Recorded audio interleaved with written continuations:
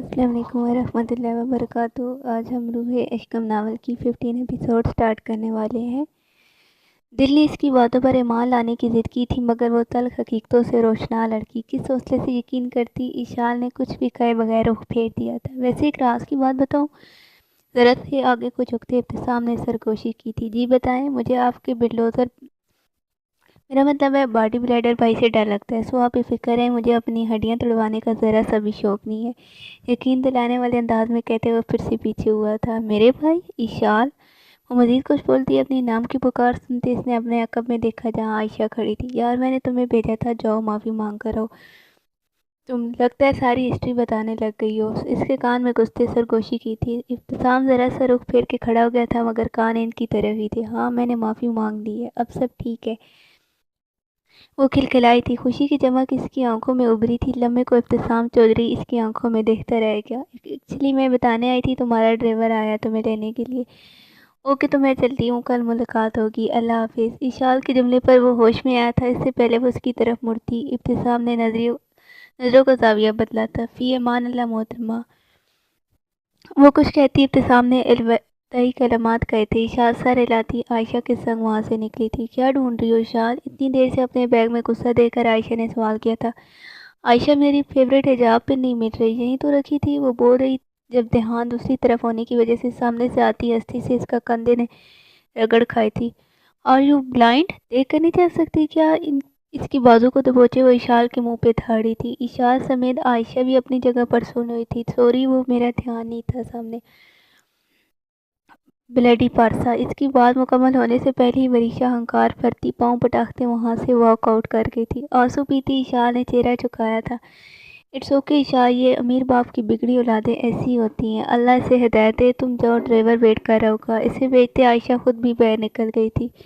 اگر وہ پارسا ہے تو تھوڑی سی پارسائی تم بھی دکھا لو، ایٹ لیسٹ یہ جو نامحرم تمہیں نظریں بھر کے دیکھتے ان سے بچ جاؤ گی۔ چلتی وریشا کی رفتار دھیمی پڑی تھی۔ اس نے مڑ کر دیکھا جہاں ابتسام اپنی بات کہہ جا چکا تھا۔ خود کو ایک بار اس نے کسی انجانے خوف اور احساس میں جھگڑے محسوس کیا تھا۔ سانسیں تھم تھم کر چلنے لگی تھی۔ نامحرم، اس لفظ کو دہراتے اس نے نظر اٹھائی تھی جہاں کئی نظروں خود پر مرکوز دیکھ کر اچانک اس کا دم گھٹنے لگا۔ وہ جو صبح سے عادی کے انتظار میں بیٹھی تھی، بنا اس سے بات کیے وہاں سے نکلتی گئی۔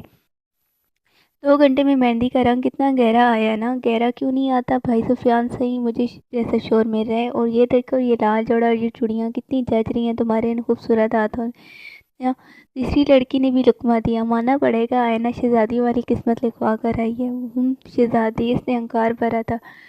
قیمتی کپڑے پہن لینے سے صرف حلیہ بدلتا ہے، اوقات نہیں۔ میں شہزادی نظر آنے والی دراصل ایک معمولی اور ادنی سی نوکرانی ہوں، اور یہی میری اوقات ہے۔ وہاں موجود تمام ملازمہ جو اس کو تیار کر رہی تھی ایک دم سے چپ ہوئی تھی۔ دلہن تیار ہو گئی؟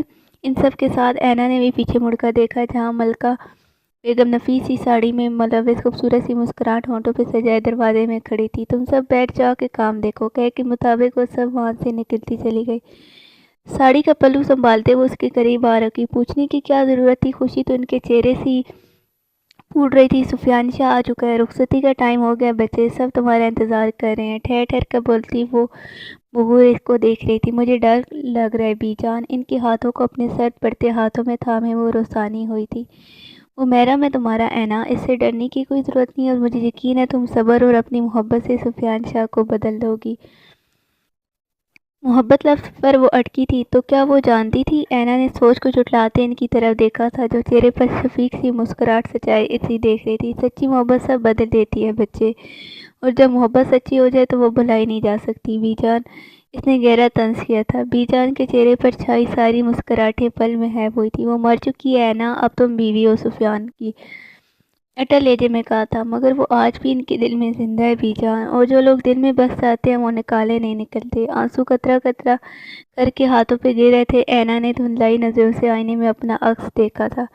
وقت بڑا مرہم ہے بچے، اور دوسرا وہ اوپر جو ذات ہے نا، وہ سب دیکھ رہی ہے، وہ دلوں کے حال سے واقف ہے۔ مجھے یقین ہے تمہارا یہ صبر کبھی راگیر نہیں جائے گا۔ انہوں نے اس کی ہمت بڑھانی چاہیے تھی، مگر انہیں کیا خبر، وہ تو اس پل ہی ٹوٹ گئی تھی جب سفیان شاہ کے لفظوں کی تیر اس کی محبت کی آنچل کو چاک کر گئے تھے۔ بی جان کی ہموارث نے قدم کمرے سے بہ رکھا تھا۔ کیا آپ کو یہ نکاح قبول ہے؟ مولوی صاحب نے سفیان شاہ کی طرف دیکھا جو بے دستور چہرہ لیے یکٹک غیر مہری نقطے کو تک رہا تھا۔ مجھے معاف کر دینا نیشے قبول ہے۔ اور سفیان شاہ نے اپنی 24 سالہ زندگی میں جس کو چاہا تھا اس کے تمام حقوق آج اس نے کسی اور کو سونپ دیے تھے۔ مولوی صاحب لڑکی کی طرف آئے تھے۔ کیا آپ کو یہ نکاح قبول ہے؟ مولوی صاحب کی آواز اسے کسی توق کی طرح لگی تھی۔ بے ساختہ نظر سامنے بیٹھے سفیان شاہ کی طرف اٹھی تھی۔ اس کا بے تصور چہرہ اور سرد نگاہ جو آئینہ کے چہرے پر ہی مرکوز تھی، آئینہ ان آنکھوں میں چھلکتی بے انتہائی وہ تلخی دیکھ کر اندر تک کام کر رہ گئی تھی۔ قبول ہے۔ اور پھر آئینہ شاہ نے ایک لفظ کہتے خود کو اپنے آپ کو اس دلدل میں دھکیل دیا تھا جو کبھی سے جنت جیسی معلوم ہوا کرتی تھی۔ ہر کسی کے نصیب میں ہر کوئی نہیں لکھا ہوتا، اور جب کسی کو زبردستی اپنا نصیب بنانے کے لیے دن رات دعائیں اور تہجد پڑھی جائیں تو وہ نصیب اور قسمت کس شکل میں سامنے آتی ہے، کوئی آئینہ شاہ سے پوچھتا۔ کل رات نکاح کا منظر نظروں کے سامنے وہ سے اوجھل ہوا، سامنے گاؤں والوں کے درمیان دادا جی کے ساتھ آن بان لیے سر تسرات سجائے شہزادے کو دیکھ کر آئینہ کا دل دھڑکا تھا۔ دلہن کے آنے کا شور اٹھا اور دادا جی سمیت سفیان شاہ کی نظریں بھی انٹرس کی طرف اٹھی تھی اور پھر جھک بھی گئی تھی۔ آئینہ کے دل کو کچھ ہوا تھا۔ وہ اس کی بیوی تھی جس نے اسے نظر بھر کے دیکھنا بھی گوارا نہیں کیا تھا۔ صحیح ولی صحیح کہاں ہے ان کی بیٹی کی شادی؟ آخر ان کا ہونا تو بنتا ہے، گاؤں کے بزرگ نے مسکراتے سوال کیا تھا، جس پر وہاں محلے میں موجود تمام افراد کے چہرے تاریک ہوئے تھے۔ ابو دراصل دوسرے گاؤں گئے ہیں چچا کی طرف۔ سفیان شاہ خاموش کھڑے دادا جی کو دیکھتے فوراً سے کہا تھا، کیوں بیٹا سب خیریت تھی نا؟ جی چچا، وہ ان کی طبیعت خراب ہے تو بس اسی کو معلوم کرنا تھا، کچھ دیر میں واپس آ جائیں گے۔ جاؤ سفیان بیٹا، دلہن کو اسٹیج پر لے کر آؤ۔ مزید کچھ سوال کرتا دادا جی نے سفیان شاہ کو دوسری طرف ڈرائیو کیا تھا۔ زبردستی کی مسکراہٹ سجائے وہ منظر عام سے ہٹتا اس سائڈ پہ آیا جہاں حویلی کی عورتیں دلہن سمیت کھڑی تھی۔ دور سے تو دے چکا تھا، مزید قریب سے دیکھتے سفیان شاہ نے پل کو نظریں چپکائی، آگے کو بڑھتے چہرے پر نکالے پلو کو مزید نیچے کو سرکایا۔ یہاں سے یہ پلو سرکنا نہیں چاہیے۔ اس کی خراخ آواز پر جہاں آئینہ نے نظریں اٹھائی تھی وہاں تمام ملازمہ نے ہنسی چھپائی تھی اور بی جان سمیت اسے اسٹیج پر لیے وہاں صوفے پر بٹھایا گیا۔ کوئی اور وقت ہوتا تو آئینہ اپنے شانے اس شخص کو دیکھ کر اپنے رب کے حضور سجدہ ریز ہوتی، مگر اس وقت وہ شخص اور اپنی 19 سال کی مانگی دعائیں آئینہ کو خود کا مذاق اڑاتی محسوس ہو رہی تھی۔ دادا جی، بی جان اور سب گاؤں والے کے سائے اور محبت میں سے رخصت کر کے ایک ملازمہ کی حیثیت سے کوارٹر سے لیے وقت نظر آنے والی شہزادی کی زندگی دیکھ کر سفیان شاہ کے کمرے میں اور اس کی زندگی میں شامل کر دیا گیا تھا۔ وہ سب اب مزید اس کی برداشت سے باہر تھا۔ اس کا دم گھٹنے لگا تھا۔ تقریب ختم ہوتی ہی سفیان شاہ حویلی سے نکلتا چلا گیا تھا۔ یہ پہلی بار نہیں تھا، وریشا پہلے بھی اسے پارسا کہہ چکی تھی اور اتفاقاً تب بھی ابتسام نے اس کے الفاظ اور لہجہ محسوس کیا تھا، مگر دن بدن اس کے لہجے میں بڑھتی نفرت محسوس کرتے ابتسام کا دماغ کوما تھا اور وہ لمبی چوڑی باتیں کرنے کا عادی نہیں تھا۔ وہ مقابلے کو صرف چند لفظوں میں ہی دھول چٹانے کا ہنر رکھتا تھا۔ کیا ہوا؟ تو یہاں کیوں کھڑا ہے اور یہ شکل پر 12 کیوں بج رہے ہیں؟ اس کے جبڑے کو پکڑے چہرہ دائیں بائیں ہلاتے وہ بغور سے دیکھتے پوچھ رہا تھا۔ یار یہاں کچھ عجیب ہے۔ اس کی نظر یونی کی چاروں اطراف میں گھوم رہی تھی۔ کاشان نے بھی سنجیدگی سے اس کی نظروں کے زاویوں میں دیکھا۔ وہ دونوں ایسے ہی تھے، انہیں دیکھ کر کوئی نہیں بول سکتا تھا کہ وہ دونوں قبل از جانی دشمنوں کی طرح لڑ رہے تھے۔ کیا عجیب ہے؟ کہنا کیا چاہتے ہو؟ یہاں کوئی اور بھی ہے، یہاں کوئی اور ایسا ہے جو ہماری نظروں سے اوجھل ہے ابھی تک۔ مجھے کیوں ایسا لگ رہا ہے کاشان کوئی ہم پر نظر رکھی ہوئی ہے؟ بنا کوئی تاثر دیے وہ نارمل سے انداز میں بات کر رہا تھا۔ کاشان نے حیرانگی سے اس کی طرف دیکھا اور پھر فوراً سے اپنے تاثرات چھپائے تھے۔ میں معلوم کرواتا ہوں، تم ابھی چلو۔ کہاں؟ ابتسام کے قدم چلنے سے انکاری ہوئے تھے۔ گھر اور کہاں؟ نہیں تم جاؤ، ابھی مجھے یہاں کام ہے، اس کے بعد مجھے کسی سے ملنے بھی جانا ہے تو بعد میں بات کریں گے۔ اس کا جواب سنے بغیر ابتسام گلاسز لگائے وہاں سے واک آؤٹ کر گیا۔ گاڑی میں بیٹھتی اس نے زور سے دروازہ بند کیا تھا۔ لمبے لمبے سانس لیتی وہ خود کو پرسکون کر رہی تھی، مگر جو آگ ابھی اس کے دل میں لگی تھی وہ یوں ختم ہونے والی نہیں تھی۔ موبائل رنگ ہوا تھا، چہرے سے ہاتھ ہٹا اس نے اسکرین پر چمکاتا نمبر دیکھ کر کال ریسیو کی تھی۔ تم ٹھیک کہہ رہی تھی ٹینا؟ کال اٹینڈ کرتی اس نے جملہ مکمل کیا۔ تم گئی تھی وہاں؟ اس نے فوراً سے سوال کیا۔ ہاں، وہ بی بلاک میں ہی تھا۔ وہ جھوٹ بول رہا تھا، وہ اس لڑکی کے ساتھ تھا، میں نے اسے خود اپنی آنکھوں سے دیکھ کر آ رہی ہوں۔ لہجے میں بھی یقینی سموئے وہ حیرت اور دکھ سے بولی تھی۔